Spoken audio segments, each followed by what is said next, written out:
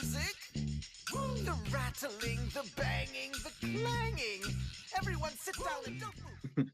All right, so I'm excited to have a chance to talk about some of the stuff that I really love. So the title of my presentation today is Offer Unique Courses and Keep Your Students Asking for More.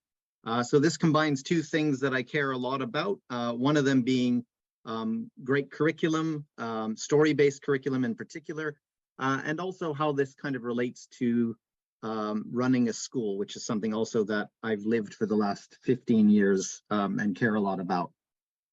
Now, last year, Scott and I did a presentation like this, and I think I went on and on about story-based curriculum, and I gave some demonstrations and stuff, and that's what I really love to do.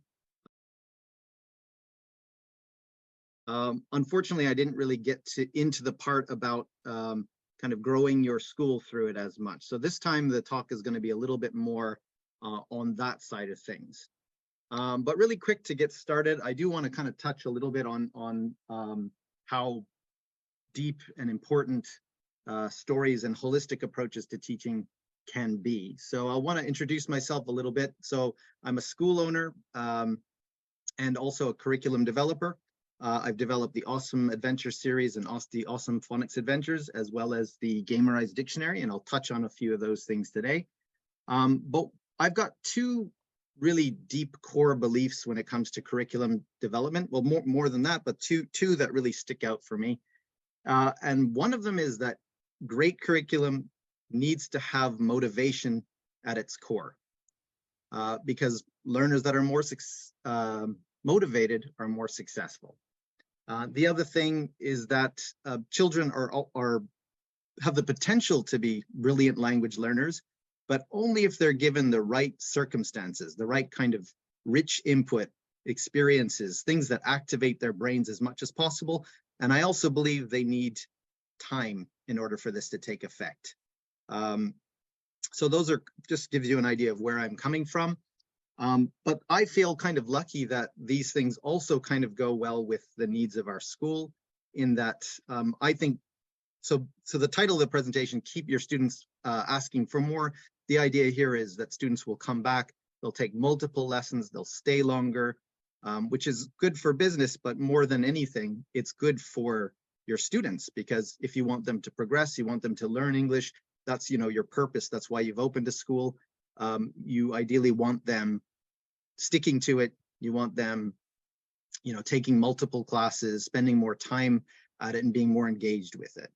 So it kind of, it's one of those lucky situations where it works for your livelihood, your business, and it also does work very much for the customers, for the children. Right, so where do I get confidence in these two ideas? Oops, I've kind of missed that slide. Well, one of the things about motivation, research tells us that the number one most important factor for a student's success at learning a language is their level of motivation. There's been lots of research and surveys on this. Just that one feature will have a very super strong correlation to the learner's actual ability to eventually be good at English and actually be able to speak English. I'm sure that's quite true for other skills as well. And then the other thing about giving children the right circumstances, we know that as children, when they're younger, they're not going to be as good at studying and memorizing words. Adults will excel at studying in that kind of way, but children really can achieve amazing results, but only when they've got time, rich experiences, rich exposure to language. And one of the ways that that can really be achieved, I believe, is through stories. To look a little bit at what is so great about teaching with stories. Well, to start with, we know that the human nature has stories deep in its core. And there's been research recently, neuroscience research, that's looked at what happens in the human brain when a child or an adult for that matter is listening to a good story. or reading a good story. And so one really interesting thing is that we find there's a universal pattern of activation. And by this, I mean, doesn't depend on culture, personality. Anyone who's engaged in a story is going to have a certain pattern of activation in their brain take place. So here's a little bit of jargon. I'm not a neuroscientist myself, but I'm interested in this kind of stuff. The medial prefrontal cortex becomes active, and this is what's responsible for episodic memory recall. Episodic memory recall is when the brain takes information from other parts of the brain, whether it's sound, smell, visual, emotional kind of information, and it kind of combines it together into one kind of episode. The inferior parietal lobe, which is it becomes active, which is plays a role in interpreting sensory data and understanding emotions. The lateral temporal cortex, which is active in emotional association and visual memory. The hippocampal formation, which is involved with where long-term memories are processed. All of these things kind of start to become active in the brain when we're listening to stories. And another really cool thing, I think, is that the pattern that they find is very similar to what happens when we're daydreaming. So the idea is you're not hyper focused. If we're doing something like problem solving or trying to memorize information, it might be a more kind of focused, more localized activation in the brain. But when we're daydreaming, our brain is kind of free. It's wandering around. It's thinking different things. So when we're listening to a story, again, we're thinking about how the characters feel. We're thinking about what's going to happen next. We're reacting emotionally to things. There's a lot of kind of almost like wandering that's going on. Okay, so I'm going to stop with the story-based stuff for a minute there, and I'm going to jump into our story now as school owners. And I apologize in advance if this causes a bit of a cortisol release, the stress hormone release in your brain, but the story doesn't start in such a happy place. So I'm going to look at a little bit of a trend, something that's kind of happening in our context right now. Yes, so the number of children in Japan is in decline, and quite a rapid decline, actually, something that if you're not alarmed at it, perhaps you should be.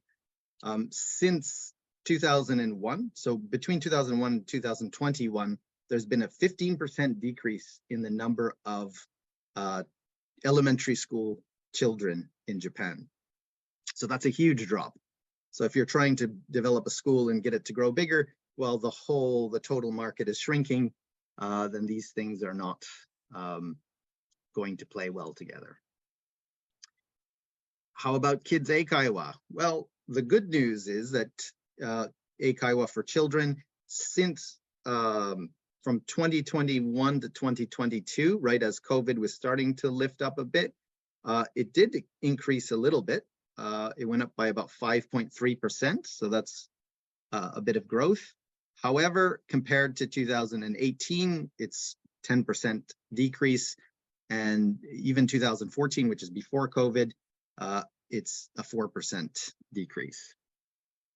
Interestingly, the international school or the international preschool schools have grown quite a bit.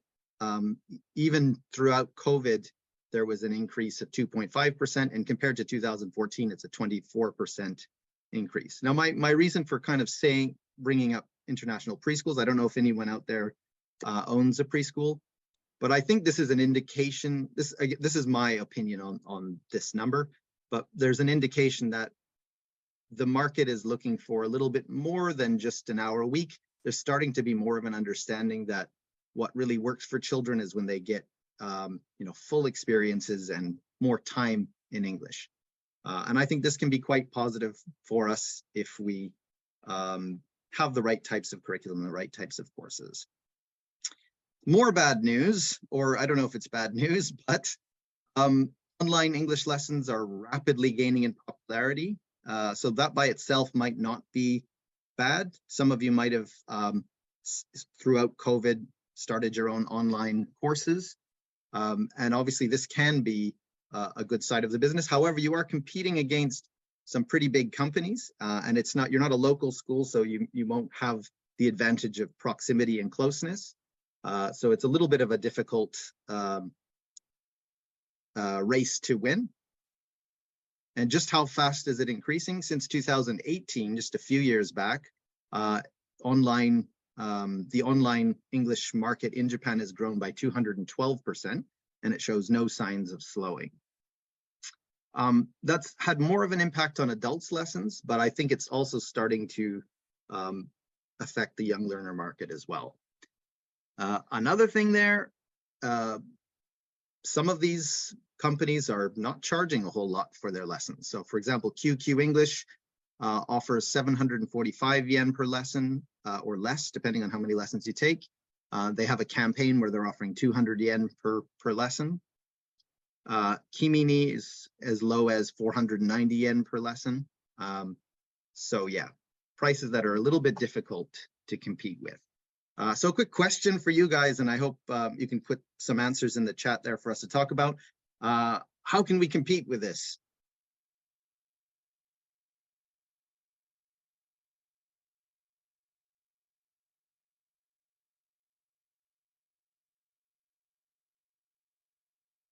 Quality and unique offerings. Yes, absolutely. I completely agree.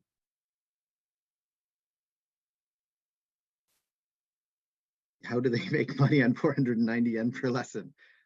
Well, it's not, the teachers are not all in Japan, I guess. They don't have the same cost of living and stuff as we have here. Show true results.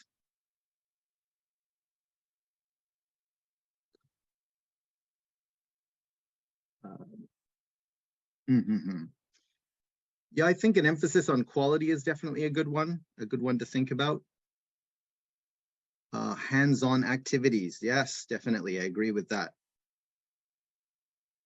Chances for the whole family to get together with other families. I love it.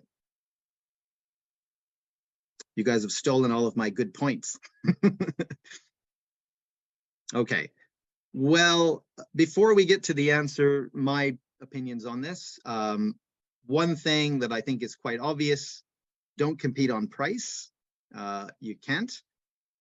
There has been what some people have described as a bit of a race to the bottom in the eikaiwa industry in the last, even 20 years. And the trend towards online lessons has accelerated that. But I don't think the news is all bad, and I don't think we should buy into that and just keep cutting our prices and try to compete by being cheap, because I don't think, it's impossible, right? You're not able to pay a decent teacher salary or make your own income if you're constantly lowering prices. Well, our prices, whatever we're paying for rent and all that, are going up. So here's an interesting question for you. How much are parents spending on their kids' after-school activities?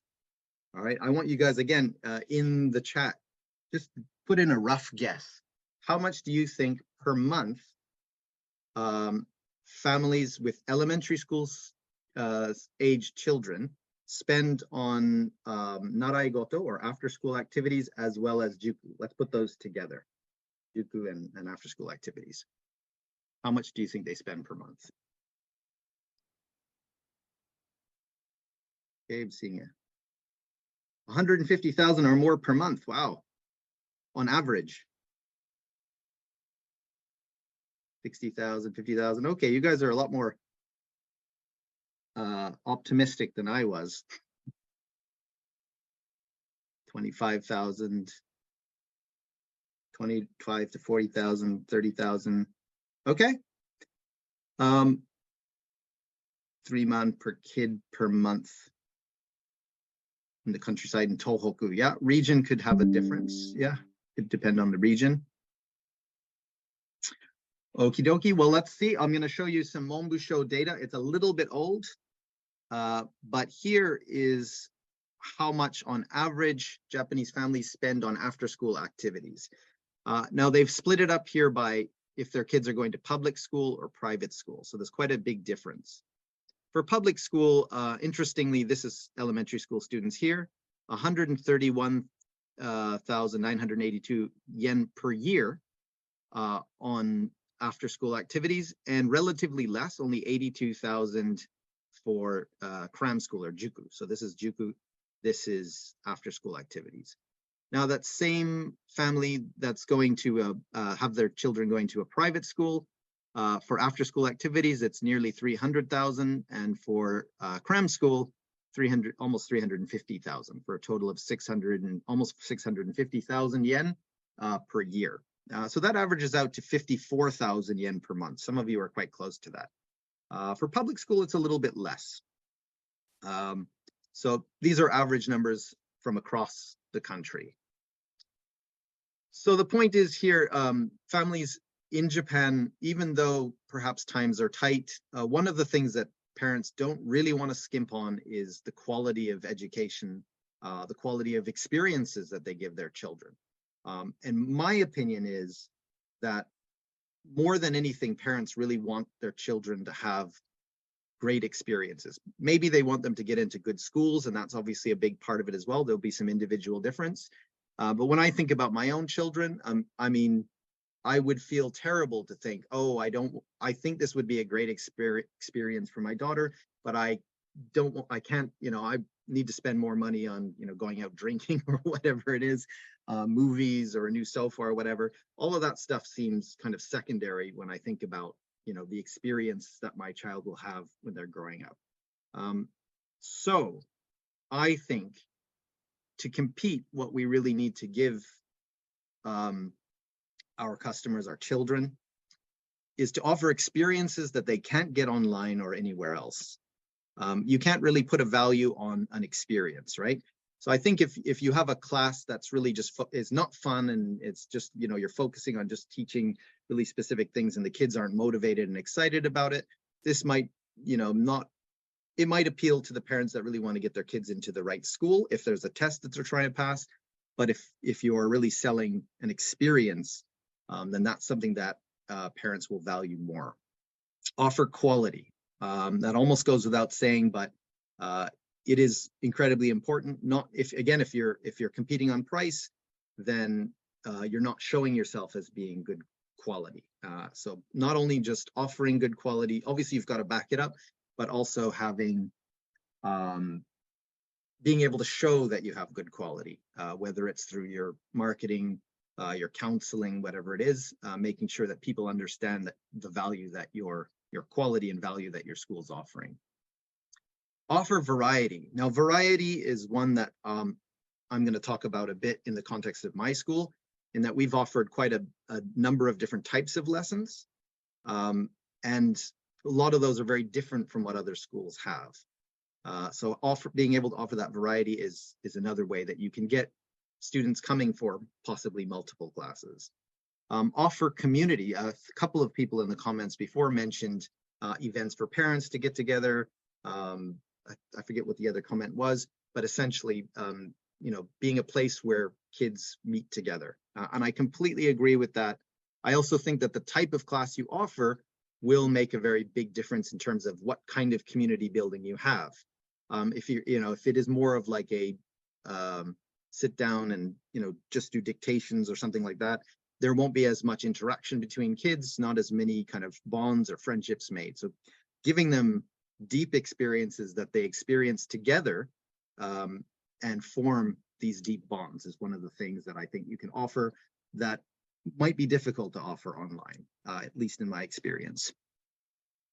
Finally, offering more than just a lesson a week. Now, the offering variety and more than a lesson a week, as well as offering experiences, are things that our school has really taken seriously, and it's one of the things that I believe has helped us to grow and also to stay very stable throughout, a bit of stagnation in the market. So I want to show you a little bit of sort of how this has worked for us as a school. So first of all, this is just our young learners in our Kawanishi and Hibarigaoka location. So we've got In total, 576 kids, but we've offered a lot of different types of courses. So 45 minutes, just once a week type classes. Saturday school, which is a longer, might be 3 lessons in a row. Gakudo, students are coming at least twice a week and taking multiple lessons. GKS is another after-school program, which we've moved to an elementary school. Private lessons, we have a very small preschool, and then an after-school program, which is similar to Gakudo, but for preschool age students. So I think offering the different courses helped us to grow the number of students, but what's more interesting, I think, is the number of lessons that our students are taking. So this is the number on the right is how many classes each group of students is taking. So as you can see, the total number of lessons is 1,299, which is an average of 2.24 lessons per student. So again, going back to the title of the presentation, get them coming back for more. Students obviously in our Saturday school are taking multiple classes, Gakudo are taking multiple classes, but even our 45-minute kids, there's kind of an atmosphere at our school that taking more than one lesson is kind of more normal. And a lot of these kids will see, other kids doing really well, and they'll add on a lesson. So yeah, I think this is what I believe is good for the kids. I think they need to be taking more lessons and having more experiences, spending more time in an English environment. Okay, so next up, I want to talk about this. So how can you break away from a standard Gesha model? And a Gesha meaning like having just a set fee, whether it's 7,000, 6,000, 8,000 or whatever, which has kind of become a standard in the market here. I think that to back this up a little bit more, the industry in Japan has become very much centered around this one class a week, and the value that's kind of by supply and demand or marketing or whatever has set it somewhere between this 6,000 to 8,000-ish range. Now, I think if you're offering something unique, something special, something different, or multiple classes, the customers or your students will come and they'll spend more time, more money at your school. And I think this, again, depends on your unique sales proposition, which I think Scott referred to before. So what is a unique sales proposition? For time, I'm going to just go on with this a little bit here. So many of you know this slogan from Domino's Pizza. We guarantee fresh hot pizza delivered in 30 minutes or less, or it's free. So this is something that made Domino's Pizza a leader in the pizza industry, probably in the 90s or the 2000s. Someone told me recently that this slogan is no longer used and the guarantee is no longer used because it resulted in too many delivery people having terrible accidents or something like that. So you got to be careful what you promise, I guess. But all right. So how can we make a solid, unique sales proposition or a USP? 1, it needs to be assertive. 2, provable. And 3, specific. So what are some things that are not good unique sales propositions? High quality lessons. Well, it may be true. It's not specific enough. And in some cases, it might not be provable. Native speaker teachers, not specific enough, not good enough. What is the result? What are we getting from it? Fun. Yes, but why? So, okay, so what? So what would make a better unique sales proposition? Something like, for example, your child will develop lifelong motivation towards learning English. Or something more specific, your child will be able to pass such and such a thing by such and such a date. These are specific, provable, assertive. The first one might not be as provable. It might be a little bit weak in that department, but that is one of ours, I might mention. If you want a little bit more information on unique sales propositions and how these have been used, I recently put together a book on I called it the Price Increase Survival Guide, which has some research and some interviews with different people in the industry that talk about how they've set their pricing and how they've survived the increases of prices. If you want, I'm going to just throw that link in the chat so you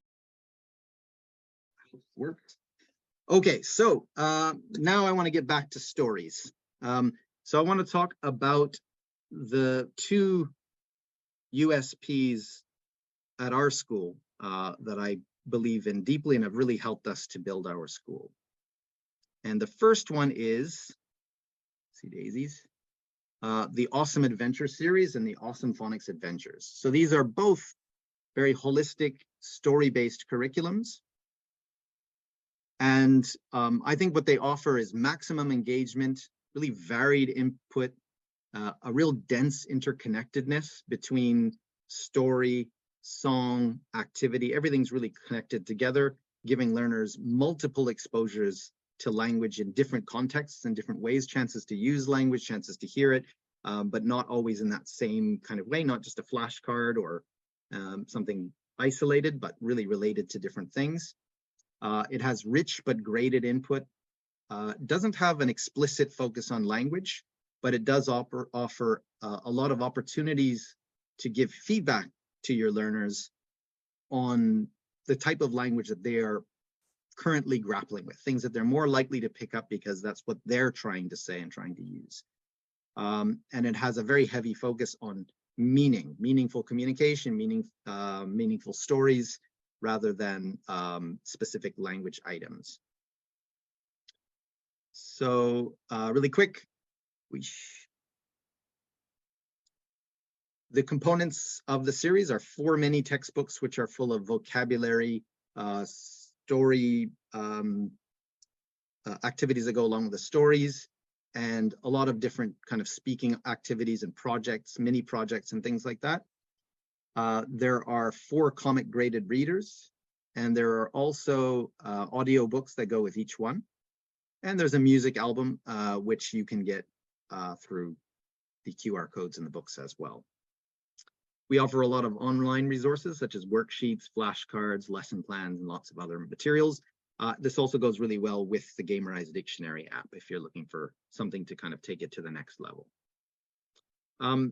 So I think when I show this course to people, I find it really, honestly, quite difficult to convey how different it is from your standard language course for young learners on the market. So yeah, everyone uses stories, everyone uses songs, everyone uses games, right? So there's nothing groundbreaking about any of those things.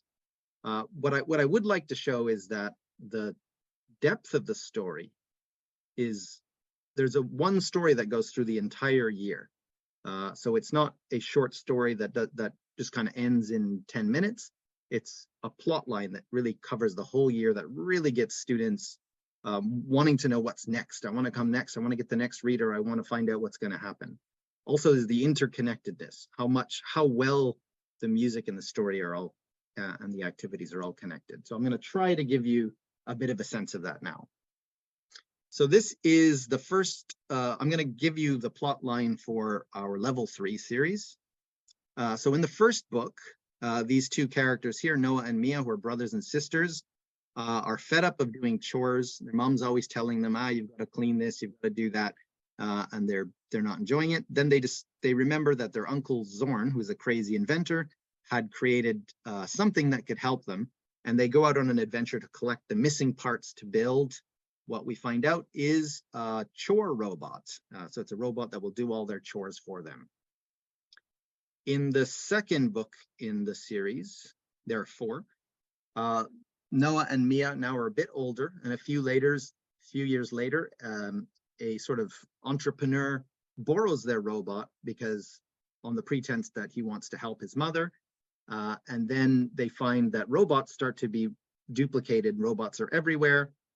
And they discover that the robots have a kind of mind of their own. So there's a bit of a contemporary idea in the theme here. So they start to follow the robots, and they follow them into the mysterious big black building, only to discover that the robots have a plot to take over the world.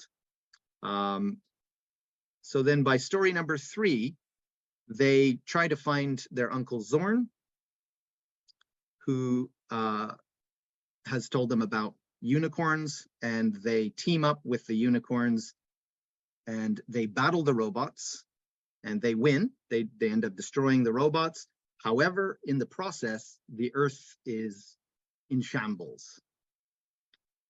So then in book 4, they decide, now they're about 16 years old, they decide to go into space with everyone else who's left over on the planet to find a new planet. And throughout this book, these are all choose your own adventure style readers, by the way.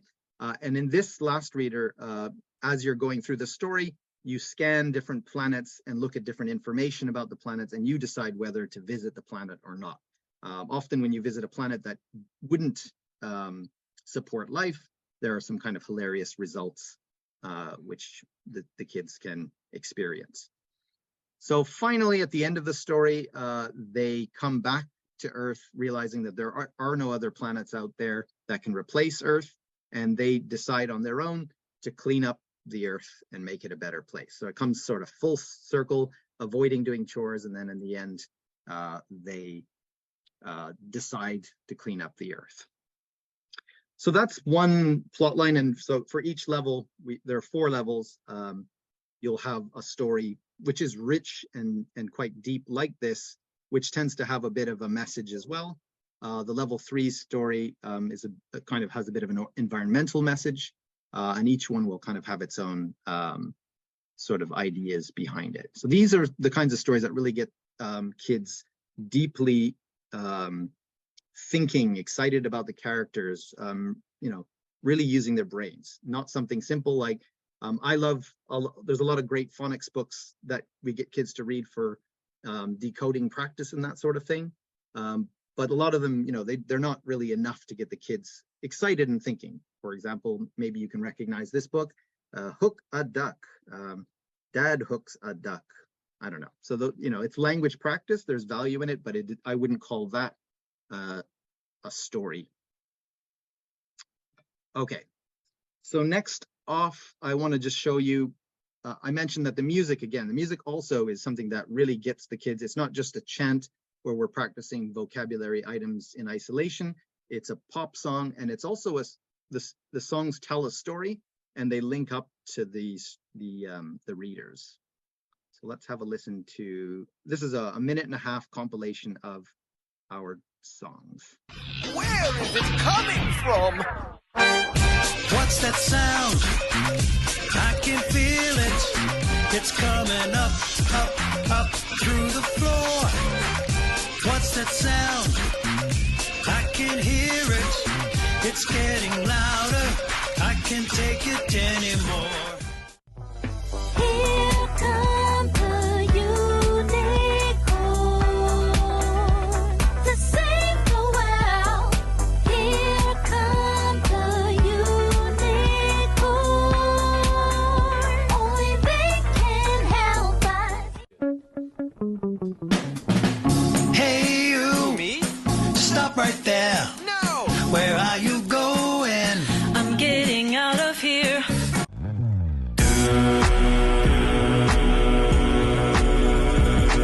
Get on the stage, you're next in line. Show them what you can do. Maze life, maze life. It's better than school.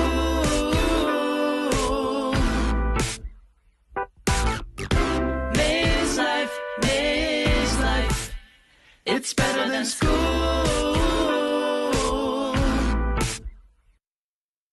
Okay. Yeah, so really cool songs. Kids really get into them. They sing, they dance, they have fun.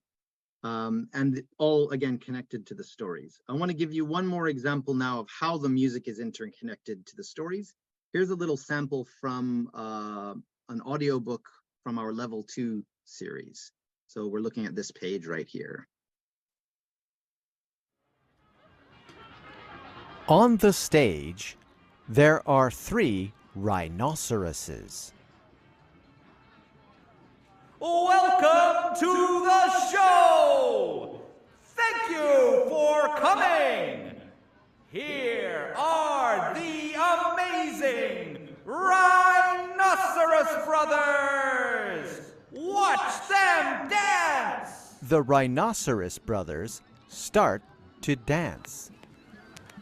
Rhinoceros score! Jump up! Turn around! Rhinoceros score! Stomp around! Stomp around! Rhinoceros score! Hands up! Wave them left and right! Rhinoceros score! Get down! 1, 2, 3, jump! Oh, I don't like this. Let's go home. What is it? Is it music? I can't see. Rhinoceros score! All right, I'll stop with that there. Oops. So yeah, just to give you the idea, the music, all of the songs are integrated with the stories as well. So language that they learn in the songs then gets recycled when they're learning the stories, and then that gets recycled once again when they're doing the activities. So I'm going to give you now a bunch of examples of the types of projects or activities that the kids do in the Awesome Adventure series. So here's one activity where the children are house shopping. They're trying to collect different attributes for a set for their house. And they are using these cards that are cutouts in the book to collect different rooms with different attributes. For example, they need a house with a red living room or something like that. This is an activity from the Level 2 series about food wastage. In the activity, you start here, and then various things happen from there to the actual plate, which result in food loss, food going bad, being thrown away because it's the wrong shape or the wrong color through the food selection process. And this relates to the story. In the story, there's this picky king and queen character, and we kind of get the students learn a little bit about how much food kind of gets wasted. Again, from the Level 2 series, here's a project where they choose a plot of land from this map, which is the story map. They make their country. They draw it there and they add these cutout buildings in different places. They decide on the local customs, what kind of clothing the people there wear, what kind of food they eat, what kind of things they do for fun. And then they give a short presentation about their country. So a little bit of project-based learning weaved in there.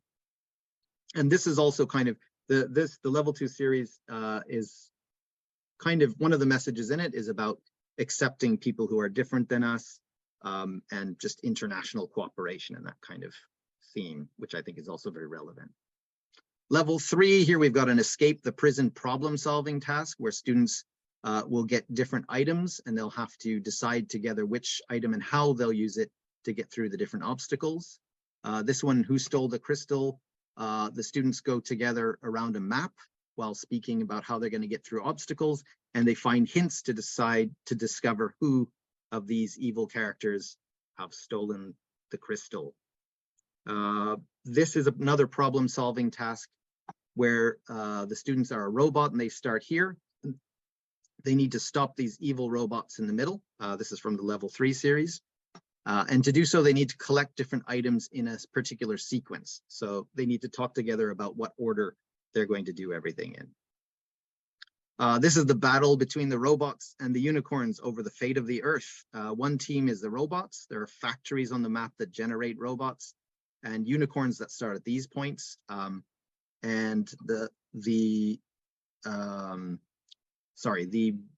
robots have the objective of trying to destroy these areas of natural beauty, and the unicorns try to stop them as well as clean up the different areas of natural beauty. It's a really fun game. At the end of the game, the kids typically always lose because even if they do defeat all of the robots, a lot of the Earth's natural areas of beauty end up being destroyed. So it creates this nice little opportunity for them to think about the environment and that theme in more detail. Searching for planets, a new planet. Here, the learners have these different cards which they fill out, which have different attributes, and then they'll find different scanners and go to the different planets And when they scan them, they'll have to find a planet that has, for example, oxygen, no dangerous animals, stable weather system, all of these different things. And it's all done in a very graded way, so it's not too complex, even for like an A1 level learner. Yeah, let's see. I'm going to skip on a little bit here because I'm running low on time. This one is, there's a bit of past tense here, making excuses and explaining why you haven't done something. The students have these excuse cards and things that they have done and haven't done. And there's a bit of a role play between parents and children. This is a fun one, again, a collaborative problem solving type of activity. There are these different obstacles in this maze. For example, a dark cave, zombies, stinky garbage. Player 1 has a backpack with these items. Player 2 has a backpack with these items. Now, it's an information gap, so they need to talk together about what they have, how they can combine those items to solve the problems and get through the obstacles. Whew, there we go. Okay, so that's the Awesome Adventure series. And a lot of talking there, so maybe you guys are wondering, what does this actually look like when the kids do it? So I'm going to give you a real short video that just shows some kids interacting with the materials and doing the different activities. We can save the world.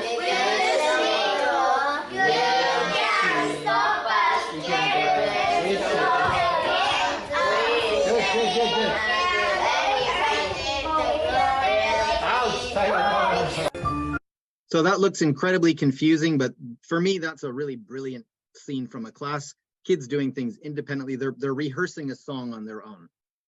So that's, again, the kind of experience where kids have some freedom. They're developing connections to each other. They're really producing a lot. They're not kind of sitting listening to a teacher. What do they do every day? Where do they go every day? What do they do? Nice. Speaking about mixed abilities and ages, this boy here is in grade 1. This boy's in grade 6, grade 4, and maybe 3 or 4 as well.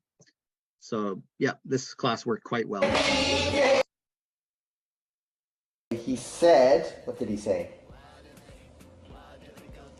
Dangerous. It's very dangerous, so don't. Yep. Don't Open. Story. Together. go to the eagle. Let's go to the eagle. What is this? Let's destroy everything. Yes. No. Yeah. Robot. Making a robot everywhere. Everywhere. Do you remember? No city? No city. I don't. No city. No building. Go to the big tree. Big tree. Very nice, Yumika. Not the building. Nice. What is yourself? Red. Finish. What's color there? Yellow is brown. White. No. Half long tail. Pink. Okay. One quick. This. Yeah! Pencil. Thank you. This tunnel is Chuki, one more time. Do they? This tunnel is At. 90 p.m. No. Okay, ready? Go. What do you want to do? What do you do? Pizza. Sausage, please. Okay. Sausage. Not sausage.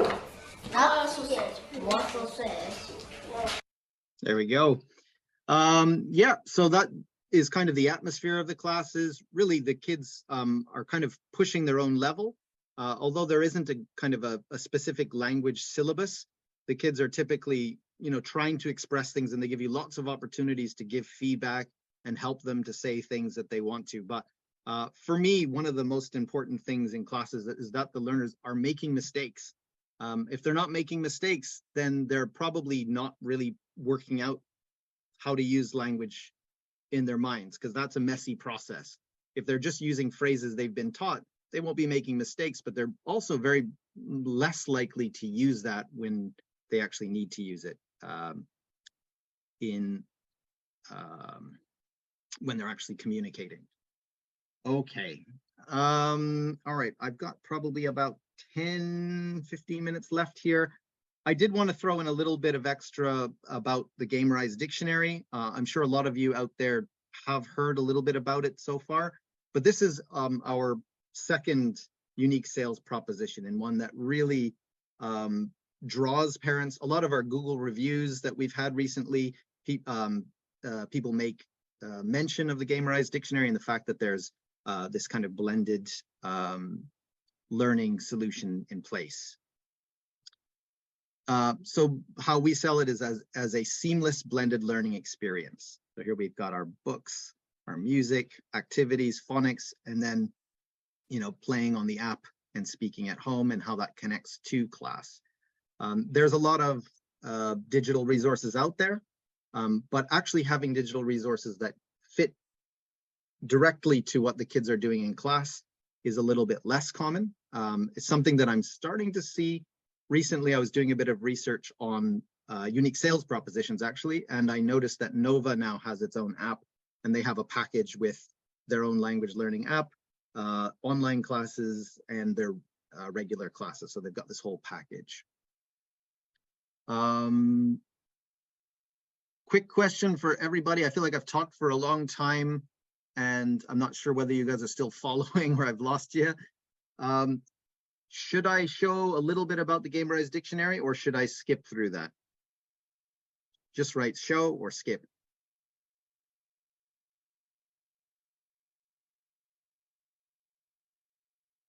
Go for it. Eric, you already know it.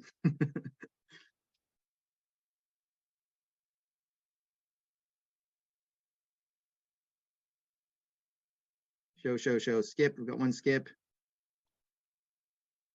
Couple skips, skip.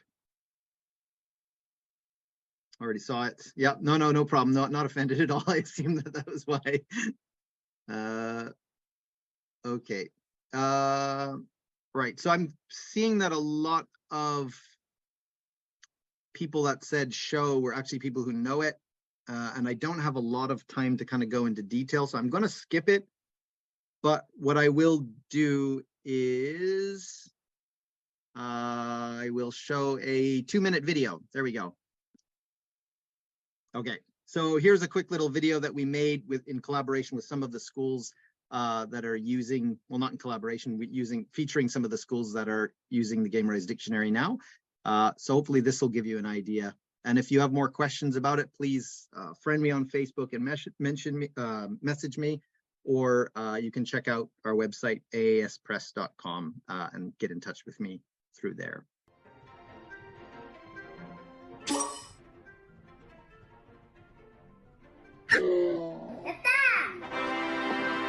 We always wanted our students to get more effective practice at home, but loading them up with more homework just seemed to make them more stressed out, and they didn't seem to benefit as much as we wanted them to.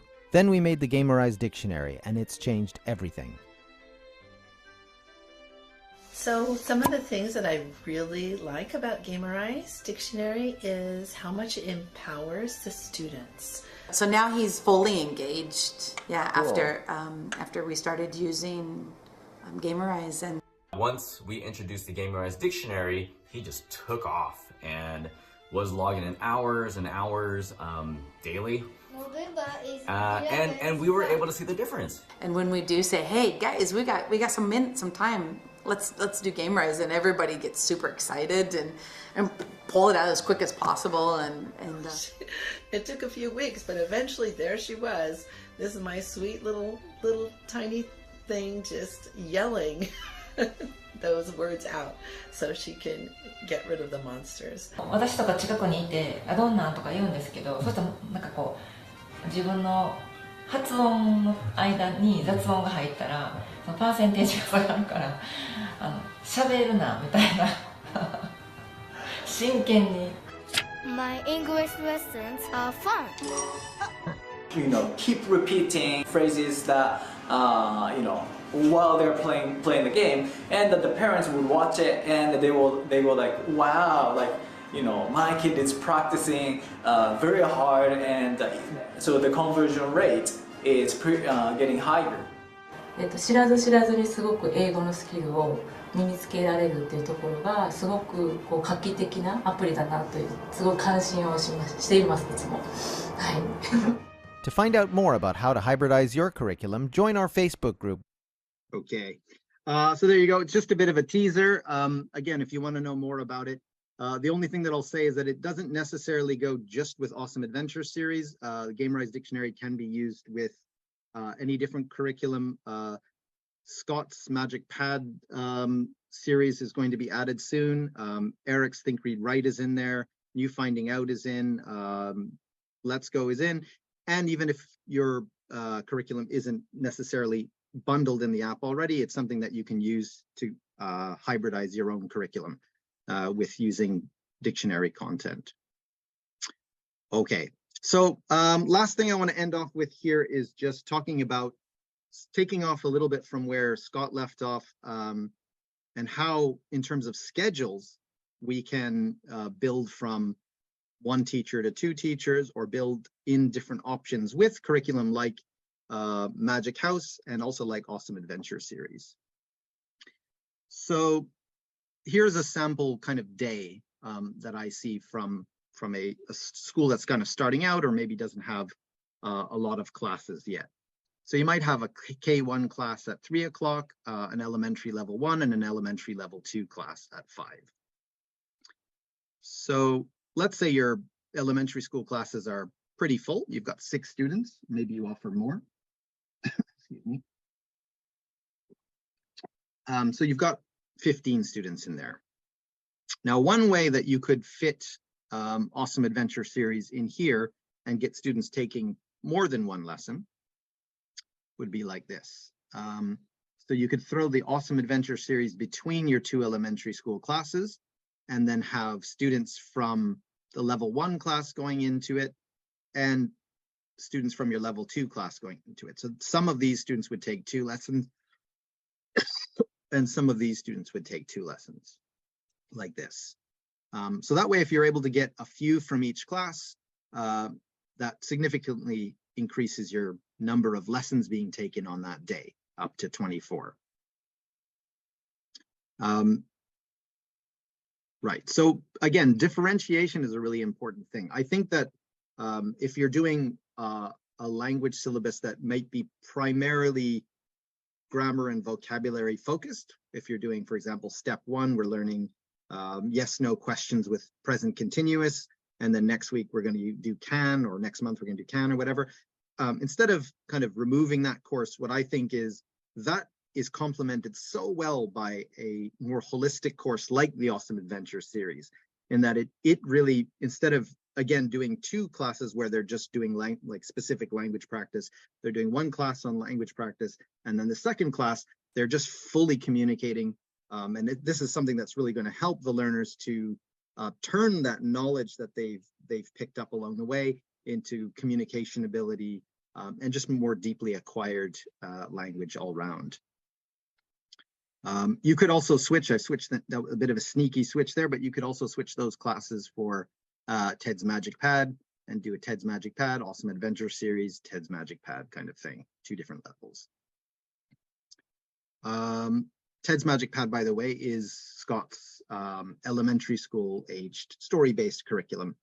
It's a bit more language focused than Awesome Adventure series, which is more purely holistic. Would that be an accurate thing to say, Scott? Yep. Okay.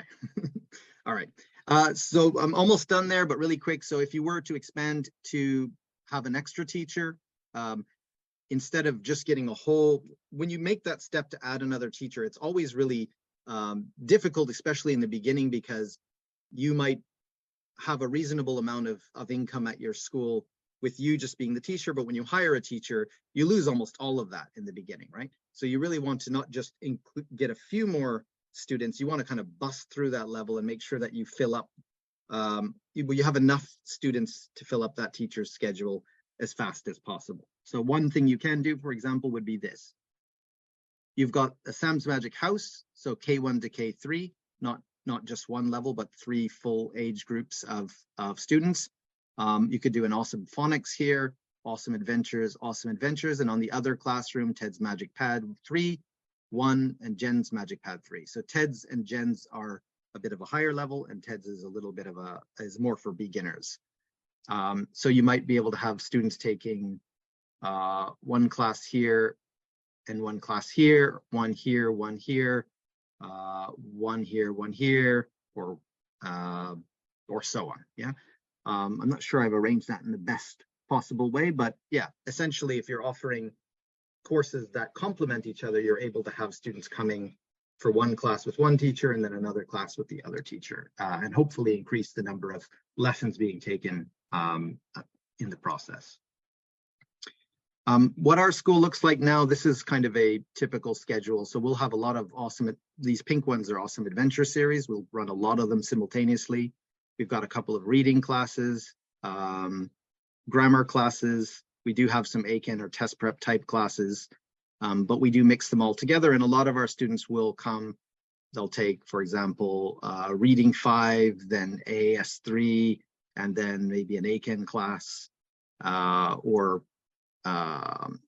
Awesome Phonics Adventures 1, which is a lower level class, then Awesome Adventure Series level 3, and then, for example, finish with a grammar class or something like that. Yep, so that's kind of how it's worked at our school. And I just want to wrap it up with a couple final thoughts. I think at the end of the day, what is really good for your school is also really good for your students. So if you think about this, this is your brain on English lessons, right? We've got some activation, a couple of areas going on. This is your brain on story-based lessons, and look at all of the different areas of the brain that are being activated. I like to think about teaching children not in just what linguistic targets they're going to clear, but how much we can really fire up their brain, get them motivated, get them excited, and get them acquiring language in a natural way and using it in a meaningful way. And I'm going to stop right there. So Adam, there's a question. Is Yes. 2クラス以上レッスンを受講している生徒たちにディスカウントをするの Do you give discounts to students who take over 2 lessons? Yeah, we do. We give discounts to siblings, and we give discounts to students that take more than 1 class. I'd have to double check, but I think it's roughly 1,000 yen, but only for, so if they take 1 class, it's full price. 2 would be minus 1,000 yen on the second, and then everyone after that also is around there. We do also have the Gakudo program or other programs which are more like package deals. Yes, Great, any more that's cool. questions? The problem with being so precise and clear is that everyone's questions get answered in advance. Yeah, amazing. Well done. Oh, there's one more question. Do you ever offer one-to-one or man-to-man lessons, or is there no room in the schedule? Yeah, we do at less prime hours, but we do tend to find we develop gaps in the schedule. So for example, if 4 o'clock and 5 o'clock become really jam-packed, we have fewer classes of teens at 7 and a few fewer classes at 6. So we do open up some room for private lessons as well there on a reservation kind of system. What's the difference between the readers and the textbooks? So the textbooks, I showed a bunch of different activities there.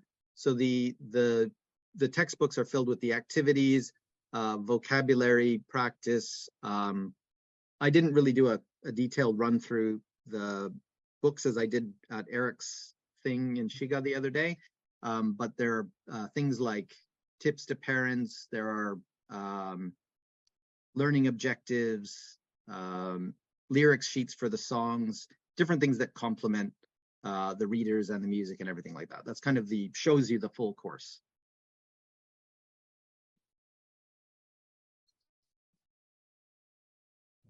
I'm curious about the question of how many teachers you need for a school with over 500 students. What was my latest head count? I think altogether with teachers and staff, some of our staff are teachers' assistants and they'll help in classes. I think there's 22 of us working at English Access now. How do you take care of makeup lessons? We don't offer furikai for most of our classes. For gakudo, we do. And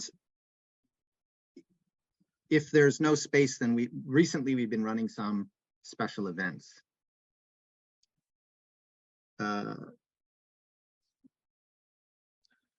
From Debbie, you both offer detailed lesson plans along with your textbooks. Am I right? Yes, that is correct. It is a little bit of an intimidating start when you see the course is so different from maybe a lot of other courses that are out there, but we do offer support in terms of videos plans, and our teachers are happy to give advice anytime or help out with finding materials or how to run activities and that kind of thing. And then for our our curriculum for the our lesson plans for the kindergarten, they basically have the lesson structure that's written. The lesson structure is on the lesson plan, and then each of those lesson structure sections has a link, so you can just basically, if you read through the lesson plan and you're like, oh, I don't quite understand this part, then you can just watch a video that shows that being done with Japanese students. So similar to yes, we still Scott's program, we use it at our school as well. And yeah, the lesson plans are great, and those video links are super helpful. We're still developing a lot of that for our series. There are videos for certain things, but not everything yet. But what we've found from our side is that we've anytime our staff has a question, we get answers super quick from your team. So it's that's very, very good as well. Thank you.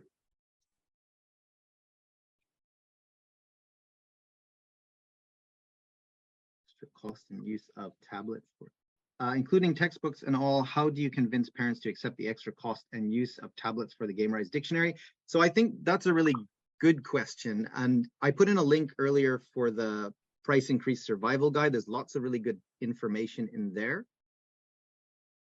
But essentially, I think this comes down to, again, USP. You're offering with Gamerise Dictionary and the rest of the curriculum that we've shown today, you're able to show a course, you're able to show value that they're not going to get anywhere else. At our school, when we first introduced Gamerise Dictionary, we didn't have any problems whatsoever. I think we added an extra, I think it was 700 yen in materials per month for the materials fee. And everyone was quite happy to get using it. The main thing is that if they're using it, and they're getting the value of it, the parents are seeing the kids using it at home, then there isn't really any kind of issue. I think it's when you give them resources that they never touch, that's where you could kind of get into a bit of trouble. That's my opinion on it. Some other people here are using Gamerise as well. I'd love to hear some other opinions. I think one way to do it, there's a couple ways that you could do it, but one way is to do a we call it a mama zemi or papa zemi, or our new name for it is the so we call it a mama papa zemi, and then we basically just gather all our students, and then we sort of do a presentation about the new upcoming stuff, or not new stuff, but about what we're trying to do as a school, kind of like an Apple. Apple does their big thing every year, presenting different things. And so the way you structure it is you offer to them, okay, this is what we're thinking about moving towards, the result. So the result is that kids would study on their own more, kids would enjoy studying at home, kids would remember, they would have better retention for the language. And there, so you get people, all the parents are like, yes, wow, that's those are wonderful things. How could you do this wonderful thing? And then you introduce the solution. Such a better answer than mine. Yeah, I think put simply, focus on value, promote the value that you're giving. And I think everybody's quite happy when they see value first. If you just jump in with, here's what it's going to cost, then they might have objections, but yeah, lead with value always. How do you adapt your curriculum for neurodiverse kids? Do you keep them in the same class as other kids or for private lessons? Very hard question. I can give you my quick answer. It's not quick, but it's an answer that I can come up with quickly. But so basically, it depends on the age. So we feel in our school, if they're not like, so for our, basically, if we want them to have an experience like other children, and I think if the parents have, they have trouble enough having their students be part of something, that we want to be able to give them that experience. So for the younger ages, we tell the parents, they may not get as much out of it as the other kids. So as long as you're aware of that and that your expectations are realistic, we want them to be able to join with other kids. And so as long as there's no major disturbances to the greater flow of the lesson, and then so what we end up doing is that we won't have our expectations as high, but we will let it happen. So they may not hit all the language targets as the other kids, but they feel like they are.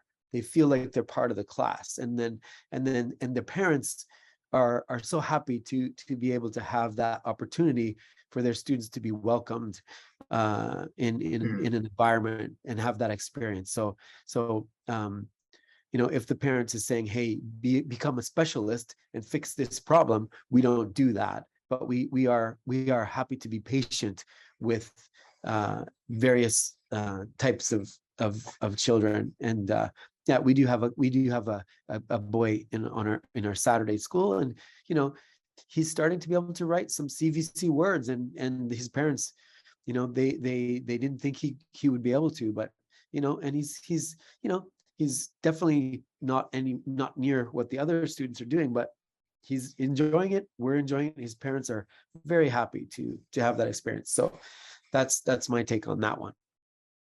That's a great answer. Yeah, I'm not going to, I think it's a big topic, and yeah, I'm not going to jump into that one. Yeah, neurodiverse is a big term, right? So there's a lot of different cases and stuff like that. But certainly my only thing I would say is we want the kids to be successful and not to add more frustration. So we'll do what we can with our framework. And if it isn't a match, then we would like the parents to know that that's the best we can do, and sort of just keep the lines of communication open on that.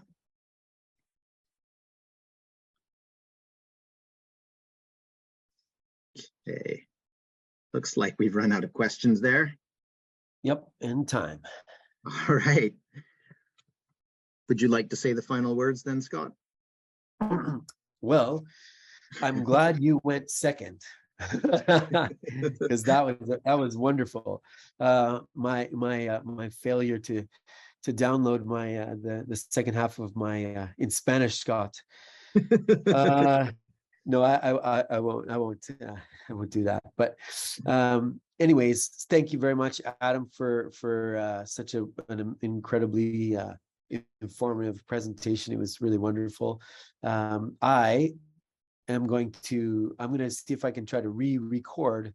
Mine wasn't recorded. That's actually a good thing. So I'm going to just download that second part of my presentation, which I couldn't do today, and I'll just do like a speed version of that. Apologies for my tech.